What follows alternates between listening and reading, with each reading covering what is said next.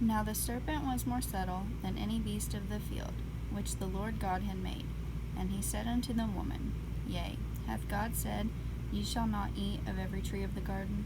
And the woman said unto the serpent, We may eat of the fruit of the trees of the garden, but of the fruit of the tree which is in the midst of the garden, God hath said, Ye shall not eat of it, neither shall ye touch it, lest ye die.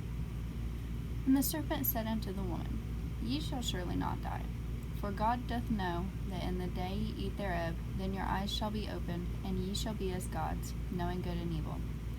And when the woman saw that the tree was good for food, and that it was pleasant to the eyes, and a tree to be desired to make one wise, she took of the fruit thereof, and did eat it, and gave also unto her husband with her, and he did eat. And the eyes of them both were opened, and they knew that they were naked. And they sewed fig leaves together, and made themselves aprons.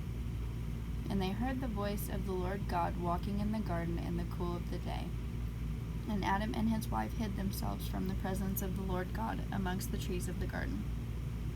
And God called unto Adam, and he said unto him, Where art thou?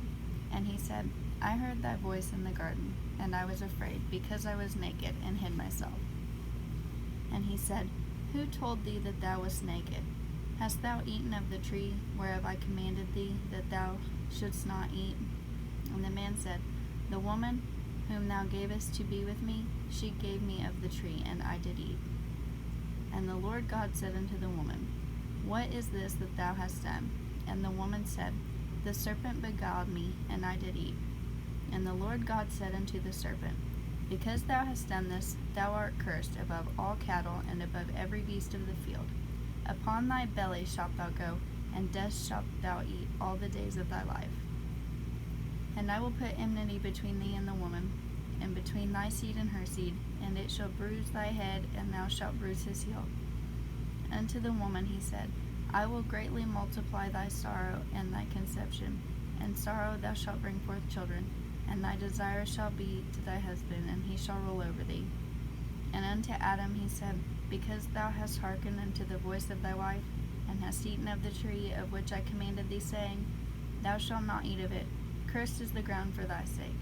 In sorrow shalt thou eat of it all the days of thy life. Thorns also and thistles shall it bring forth to thee, and thou shalt eat the herb of the field. In the sweat of thy face shalt thou eat bread, till thou return unto the ground, for out of it thou wast taken. For dust thou art, and unto dust shalt thou return. And Adam called his wife's name Eve, because she was the mother of all living. Unto Adam also and to his wife did the Lord God make coats of skin, and clothe them. And the Lord God said, Behold, the man is become as one of us, to know good and evil. And now, lest he put forth his hand, and take also of the tree of life, and eat, and live forever. Therefore the Lord God sent him forth from the Garden of Eden, to till the ground from whence he was taken. So he drove out the man, and he placed at the east of the Garden of Eden cherubims, and a flaming sword which turned every way, to keep the way of the tree of life.